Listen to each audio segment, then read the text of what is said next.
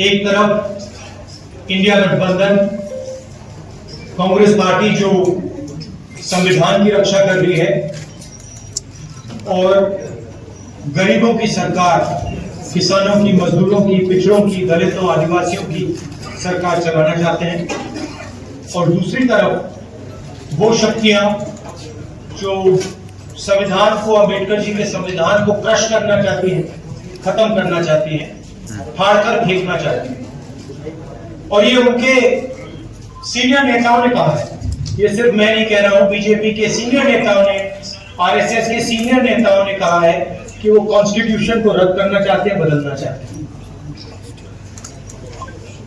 दो तीन चीजें हमारे लिए क्रिटिकल हैं। लोकसभा में मैंने कहा कि कांग्रेस पार्टी और इंडिया गठबंधन जाति जनगणना करवाएगी। हम ये पता लगाना चाहते हैं कि इस देश में पिछड़े वर्ग के कितने लोग हैं, दलित कितने हैं, आदिवासी कितने हैं और उनकी भागीदारी कितनी है, कौन सी संस्थाओं में उनका पार्टिसिपेशन है, कॉर्पोरेट इंडिया में क्या पार्टिसिपेशन है, जुडिशरी में क्या पार्टिसिपेशन है। तो मैंने स्वयं लोकसभा में कहा कि जाति जनगणना को हम करेंगे, और वहीं मैंने कहा कि जो 50% का आर्टिफिशियल बैरियर लगा रखा है, जहां 50% पर रिजर्वेशन को रोक रखा है, इस बैरियर को, इस दीवार को कांग्रेस पार्टी और इंडिया गठबंधन तोड़ के परे कर देगी। प्रधानमंत्री झूठ बोलते हैं और कहते हैं कि मैं रिजर्वेशन के खिलाफ हूं। मैं रिजर्वेशन के खिलाफ नहीं हूं, मैं रिजर्वेशन को 50% से ज्यादा बढ़ाना चाहता हूं।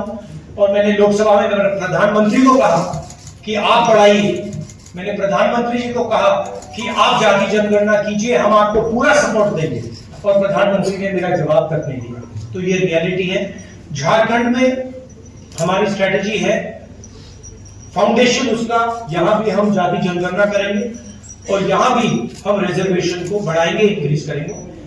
एसटी के रिजर्वेशन को 26% से 28%, एससी रिजर्वेशन 10% से 12%, ओबीसी रिजर्वेशन 14% से 27%। हम ये कोशिश कर रहे हैं, बीजेपी के लोग इसको रोकते हैं, इसको रोक रहे हैं, इसको आगे नहीं जाने देते।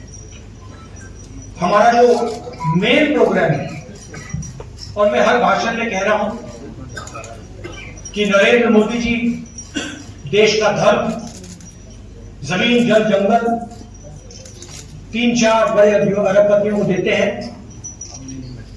अदानी जी को धारा में देने की कोशिश कर रहे हैं, 1 लाख करोड़ रुपए की जमीन है। झारखंड में अरबपतियों को माइन, जमीन, जल, जंगल देते हैं। हम गरीबों की सरकार चलाना चाहते हैं, हम अरबपतियों की सरकार नहीं चला। महिला, हर महिला बैंक अकाउंट हर महीने 2500 रुपए झारखंड की अगली सरकार देगी। ये हमारा फाउंडेशन है। झारखंड की हर महिला से कहना चाहता हूं और गरीब महिला से कहना चाहता हूं, जैसे ही हमारी सरकार आएगी, आपको बैंक अकाउंट में हर महीने 2500 रुपए मिलेगा। फूड सिक्योरिटी बहुत बड़ा मुद्दा है। 7 किलो हर महीने हर व्यक्ति को हमारी सरकार देगी, और गैस सिलेंडर के जो दाम नरेंद्र मोदी की सरकार ने बढ़ा रखे हैं, उसको हम 450 रुपए का कर देंगे। स्वास्थ्य योजना, राजस्थान में हमने ऐतिहासिक स्वास्थ्य योजना लागू की थी। 25 लाख रुपए तक का वहां पे हेल्थ इंश्योरेंस था, और बहुत सारे लोगों को फायदा हुआ। ऑपरेशन करवाना हो, हार्ट, पेट का, किडनी का, हार्ट का वैल्व बदलना हो, स्टेंट करवानी हो, गरीब से गरीब व्यक्ति इस योजना का फायदा उठा सकता था। वही एक्सपीरियंस हम झारखंड के लोगों को देना चाहते हैं, और इसीलिए हम झारखंड के लोगों के लिए स्वास्थ्य बीमा योजना, 15 लाख रुपए तक का हेल्थ केयर कवर। आप प्राइवेट अस्पताल में कोई भी सर्जरी करवा पाएंगे, चाहे दिल की हो, किडनी की हो, लिवर की हो, जॉइंट रिप्लेसमेंट हो, 15 लाख रुपए तक का जो बिल है झारखंड की सरकार आपके लिए उसका पेमेंट दे देगी। किसानों के लिए धान की एमएसपी आज 2,400 रुपए प्रति क्विंटल है। आने वाले समय में जब हमारी सरकार बनेगी 3,200 रुपए प्रति क्विंटल हमारी सरकार झारखंड के किसानों को धान के लिए देगी। और जो हमारे युवा हैं जिनको नरेंद्र मोदी जी ने बेरोजगार किया है नोटबंदी करके, गलत जीएसटी लागू करके, उनको हम कहना चाहते हैं कि हमारे चीफ मिनिस्टर ने कमिटमेंट दिया है कि अगले 5 साल में उनकी कोशिश होगी कि 10 लाख युवाओं को रोजगार दें। हम इसको पूरा समर्थन देंगे और हमारी भी कोशिश होगी कि 10 लाख युवाओं को झारखंड में रोजगार मिले। 500 एकड़ के इंडस्ट्रियल पार्क हर डिस्ट्रिक्ट में हम बनाएंगे और डिग्री कॉलेज हर ब्लॉक में और प्रोफेशनल कॉलेजेस हर डिस्ट्रिक्ट में। ये हमारा प्रोग्राम है, इसकी पूरी फाइनेंशियल प्लानिंग हमने की है और जो यहां हम कह रहे हैं ये हमारा कमिटमेंट है, हमें झारखंड की जनता को देना। मैं लोगों को कहना चाहता हूं ये लड़ाई विचारधारा की लड़ाई है, संविधान को बचाने की लड़ाई है, रिजर्वेशन को बढ़ाने की लड़ाई है, किसानों की, मजदूरों की रक्षा की लड़ाई है, बेरोजगार युवाओं की रक्षा की लड़ाई है। एक तरफ कांग्रेस पार्टी जो अंबेडकर जी के संविधान को, गांधी जी के संविधान को, बुद्ध भगवान के संविधान को, नारायण गुरु बसवन्ना जी, फूले जी के संविधान को बचा रही है, संविधान की रक्षा कर रही है, और दूसरी तरफ आरएसएस और बीजेपी जो अंबेडकर जी के संविधान को खत्म करने में लगे हैं।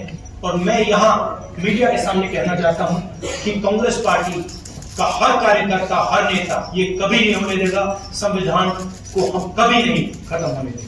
धन्यवाद। एक सेकंड। अच्छा, नहीं, सबसे पहले ये फ्री की योजना नहीं है, ये न्याय की योजना है।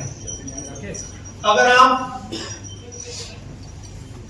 आप जब अंबानी जी को, अदानी जी को 16 लाख करोड़ रुपया दिया जाता है तो मीडिया में कोई नहीं कहता कि ये फ्री की योजना है, तब आप कहते हो विकास की योजना है, विकास हो रहा है, देखो देखो अदानी जी का 16 लाख करोड़ रुपया माफ हो गया, देखो कैसा विकास हो रहा है, कहते हो, आप लोग कहते हो, मैं नहीं कहता। और जब महिलाओं को हम लाखों रुपए नहीं, 2,500 रुपए, 3,000 रुपए देते हैं तो आप कहते हो फ्री की योजना है। क्यों? या तो आप कहेंगे कि वो भी फ्री का है, या फिर आप कहेंगे ये भी विकास की योजना है। पहली बात यह है। दूसरी बात, झारखंड के पास भी पैसा है, ये नहीं है कि झारखंड के पास बजट नहीं है, उस बजट से हम अपनी योजनाएं चलाएंगे। मगर हमने सरकार से विनती की है कि जो झारखंड का पैसा आपके पास पड़ा हुआ है वो पिछड़ों का पैसा है, दलितों का है, आदिवासियों का है, किसानों का है, मजदूरों का है, तो वापस दीजिए। वो आपका नहीं है तो वापस दीजिए, और उस पैसे का भी हम प्रयोग करेंगे। हम दबाव डालेंगे, पार्लियामेंट में बोलूंगा कि झारखंड का पैसा भेजिए और उसका भी प्रयोग होगा। मगर ये जो आप कहते हैं फ्री की योजना, ये गलत शब्द है, और मैं इसको सच बोलूं तो थोड़ा डिसरिस्पेक्टफुल है, क्योंकि आप अदानी को फ्री नहीं बोलते, और जब हम किसानों का कर्जा माफ करते हैं तो कहते हैं फ्री। हम मजदूरों को की मदद करते हैं, मनरेगा करते हैं, का पैसा देते, कहते हैं फ्री। फ्री नहीं। मुकेश,